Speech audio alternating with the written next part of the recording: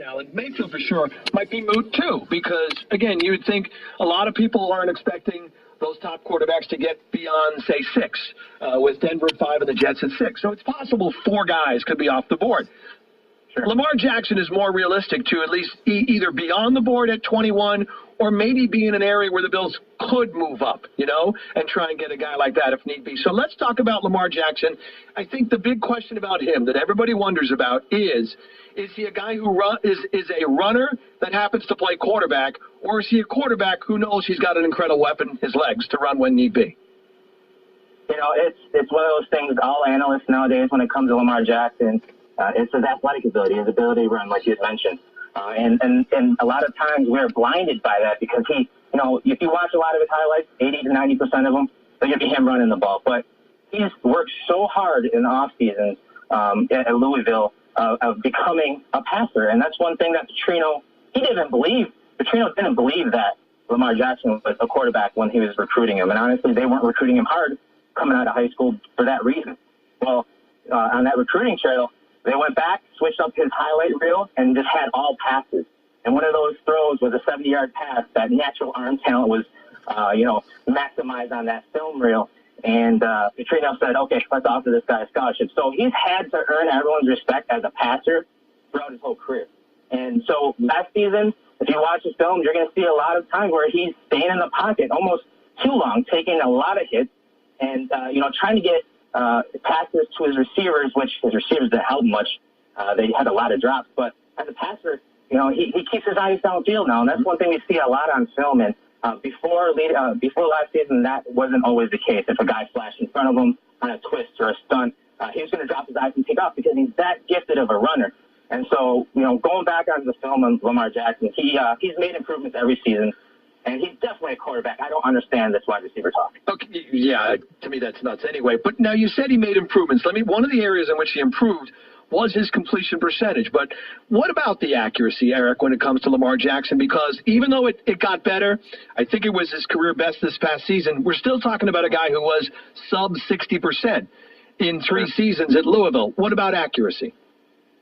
There's accuracy and there's placement, okay? Accuracy-wise, in the last season, according to Pro Football Focus, he had 73.1 adjusted completion percentage. So that kind of takes into account to drops and whatnot. But when you talk about placement, that's definitely one of his weaknesses.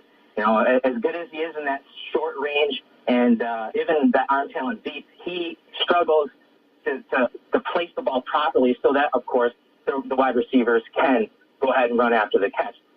So that is definitely an area he needs to improve. And, some of that's mechanics, some of that is anticipation, which has gotten a lot better, but still room to improve. And that's why when I went back and studied his film, I also wanted to study his background because, for a guy that has that high of a ceiling, that much potential, you want to see if he can still grow, even though he's played 3 years in an NFL-type system with Bobby Petrino. You want to see if he still has room to grow. And on film, it's shown over the last few years that he has grown, and I think that placement can still be improved. How much is usually quite minimal, but again, he's the kind of guy that has a work ethic and an ability to work hard and improve. So I do think that he's got a super high ceiling, and there's definitely a chance for him to succeed at the next level. Erik Turner with us, cover1.net, and on Twitter at cover_1.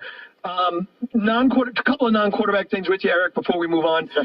And because, again, I admittedly am obsessed about quarterback, but I understand there are other needs. One of the things, there were a couple articles you tweeted out, and I'd like to ask you about them. One of them was wide receiver fits when it comes to the Bills. I have not really given any thought to a wide receiver at one of those first-round picks.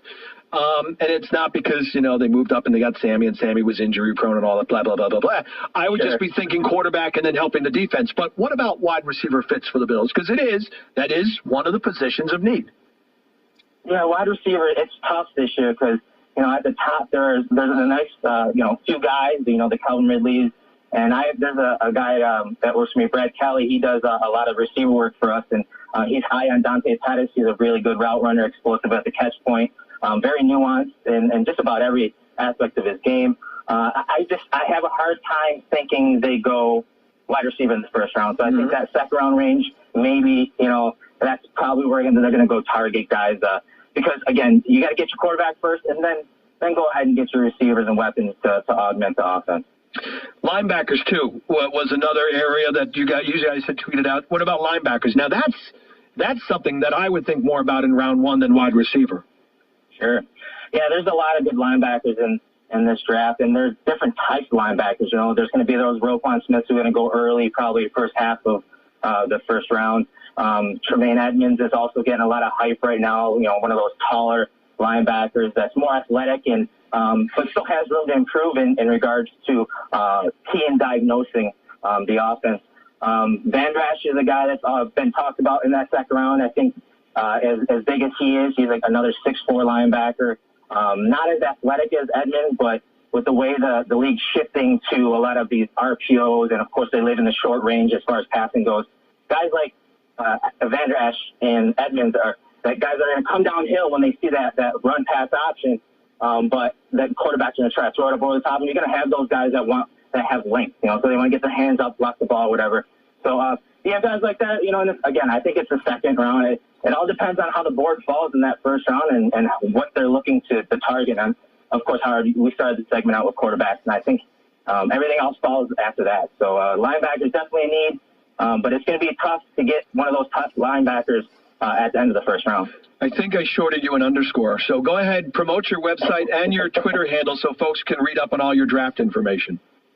Yes, you can find all of our draft content and even Bill's content, because that's primarily what we cover at cover1.net. On Twitter, you can find me at cover_1_. Yeah, I shorted you. I left out the second underscore. My bad. All good. Eric, thanks. I'll let you get back to your extensive film work. Thanks for coming on and giving us some of your opinions this morning on the draft, and have a great weekend. Thanks, Howard. Have a good show. Thank you very much, Eric. I appreciate it. Eric Turner on our AT&T hotline. I'm just looking at it just earlier this morning. Tweeted out, should he stay or should he go? A breakdown on Preston Brown. One of the, well, maybe now the key free agent decision, if indeed